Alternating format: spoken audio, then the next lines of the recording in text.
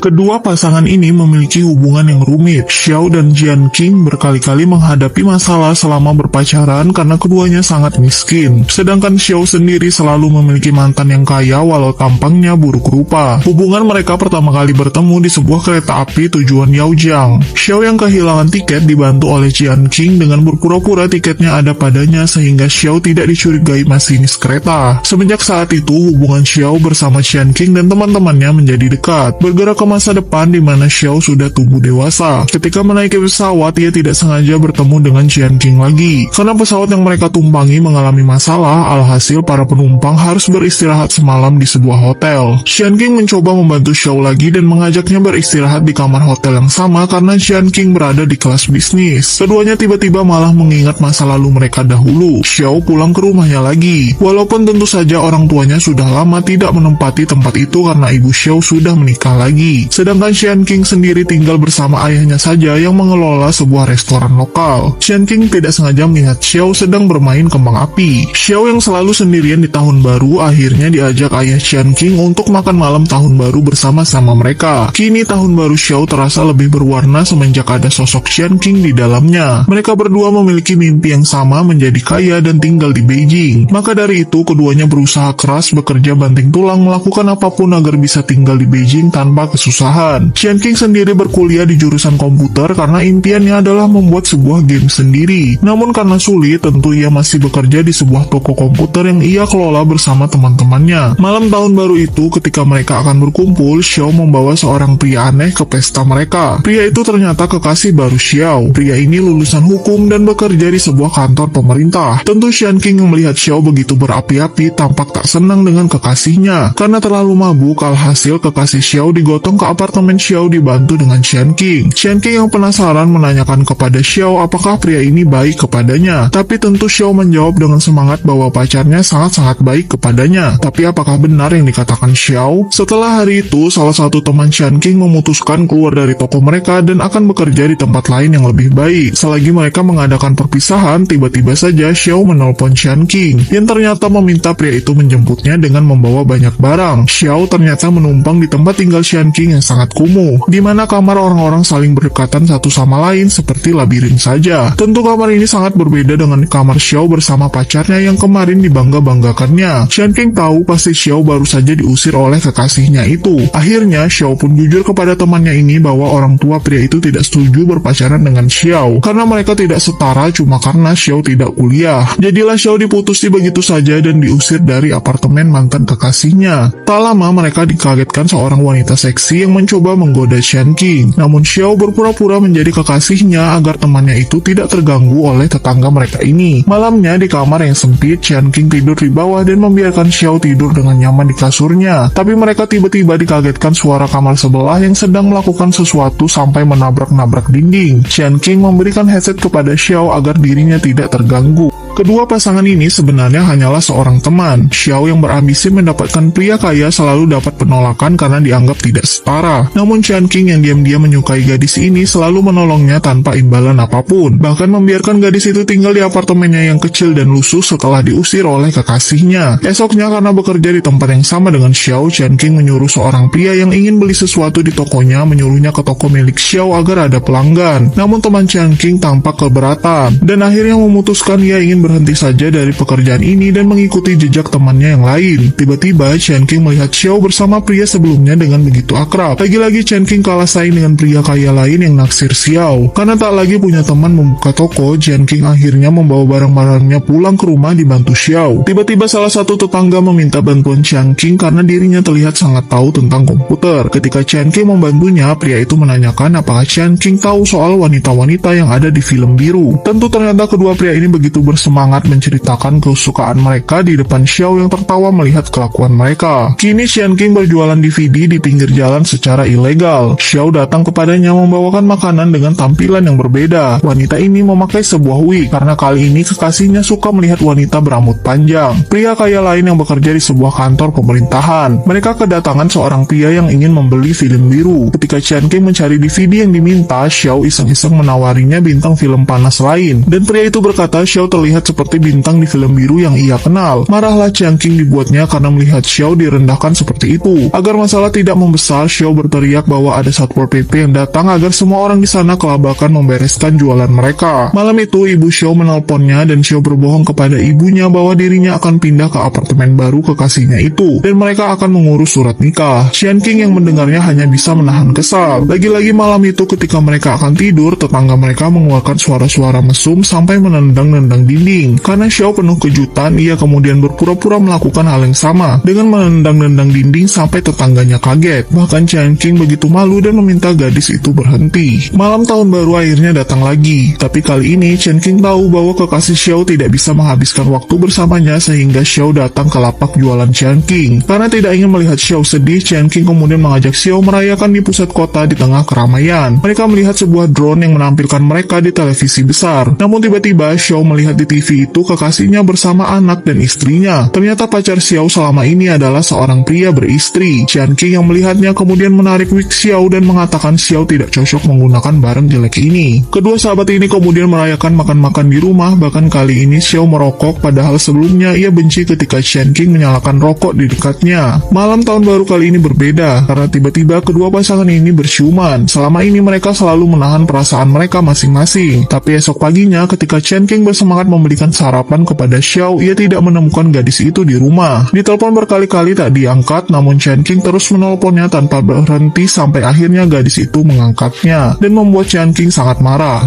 Setelah lama bersahabat dan pria ini hanya jadi tempat mengadu, akhirnya Chiang King dan Xiao menjalani hubungan asmara yang serius. Keduanya bertekad dengan keras mencari uang dari pekerjaan mereka agar nantinya mereka bisa mengumpulkan uang bersama-sama untuk menikah dan memiliki rumah mewah. Hari itu mereka mengadakan pesta tahun baru bersama teman-teman lama Chiang King yang sudah sukses, di mana Xiao harus berpura-pura bercerita tentang Chiang King yang kini sudah hidup sukses dan memiliki pekerjaan yang bagus. Tapi diam-diam ketika Chiang King ke toilet, ia mendengar teman-temannya membicarakan dirinya dan tahu bahwa Chiang King berbohong kepada mereka. Dalam keadaan depresi, Chiang King akhirnya pulang ke rumahnya bertemu ayahnya lagi. Tapi Chiang King malah marah-marah kepada ayahnya dan Xiao juga tidak bisa berbuat apapun. Mereka pun pulang bersama dalam keadaan marah satu sama lain. Chiang King yang masih emosi akhirnya menerima telepon pelanggan yang cerewet dengan marah-marah. Pelanggan itu tidak terima kemudian datang menemui Chiang King dan terjadi pertengkaran. Ketika makan bersama, Xiao hanya bisa diam melihat Chiang King dan Chiang King tahu ada pria yang melihat Xiao terus-terusan dan Chiang King kemudian meninju pria asing itu tanpa sebab. Semakin marahlah Xiao dibuatnya. Masalah semakin bertambah ketika Chiang King mendapat telepon pemilik rumah yang menyuruhnya pindah. Jadilah ia bersama Xiao bersama-sama membawa barang-barang mereka akan pindah ke tempat lain. Tempat kali ini jauh lebih parah dari sebelumnya. Bahkan tidak ada pemandangan apapun di jendela. Chiang King hanya bisa menahan diri melihat Xiao yang belum bisa bahagia karenanya. Lagi-lagi malam tahun baru kali ini mereka hanya menghabiskan waktu di kamar di mana Chiang King sibuk bermain game. Ketika ayah Chiang King menelpon Xiao, Xiao harus berpura-pura mereka sedang berbahagia makan-makan bersama di Beijing agar ayah Chiang King tidak kepikiran. Hubungan keduanya semakin berjarak saja. Sampai hari itu Xiao izin pamit kepada Chiang King karena dirinya ingin pisah dan meminta pria itu untuk tidak menemuinya lagi. Chiang King awalnya tampak tak tertarik dan sibuk bermain game, tapi akhirnya ia melompat keluar mengejar Xiao. Ketika sampai di stasiun, bukannya masuk menyusul Xiao, Chiang King hanya diam di sana memandangi gadis itu sampai akhirnya kereta pun berangkat dan memisahkan mereka berdua. Tahun-tahun berlalu, kini Chiang King menjalani hari-harinya tanpa sosok Xiao. Tapi kali ini pria itu bertekad membuat game miliknya sendiri yang dulu sempat tertunda, sembari dirinya bekerja sebagai kurir. Diam-diam ketika ia berkeliling, Chiang King selalu melihat beberapa orang memainkan gamenya itu. Game sederhana tentang perpisahan. Sampai hari itu ketika Xiao sedang makan, ia tidak sengaja melihat televisi di mana ada Chiang King di sana yang sudah mulai sukses dengan game buatannya. Tahun baru kembali datang. Xiao mendapatkan pesan dari Chiang King untuk pulang kampung bersama karena ayah Chiang King selalu menanyakan Xiao. Mereka pun pulang dalam keadaan Chiang King sudah sukses. Namun emosinya masih meledak-ledak bahkan untuk mengajari ayahnya nonton dengan TV baru. Tapi walau hidupnya sudah berubah, Xiao masih merasa ia tidak bisa melanjutkan hubungannya dengan Chiang King dan membuat pria itu begitu frustasi. Tahun-tahun berlalu, kini Chiang King mengenalkan wanita baru yang akan menjadi istrinya. Dan ketika akhirnya ia bertemu lagi dengan Xiao, Chiang King sudah menikah dan punya anak. Namun diam-diam perasaan mereka masing-masing masih menyimpan cinta yang begitu besar satu sama lain. Mereka pun kini harus berpisah lagi dalam keadaan yang baik-baik.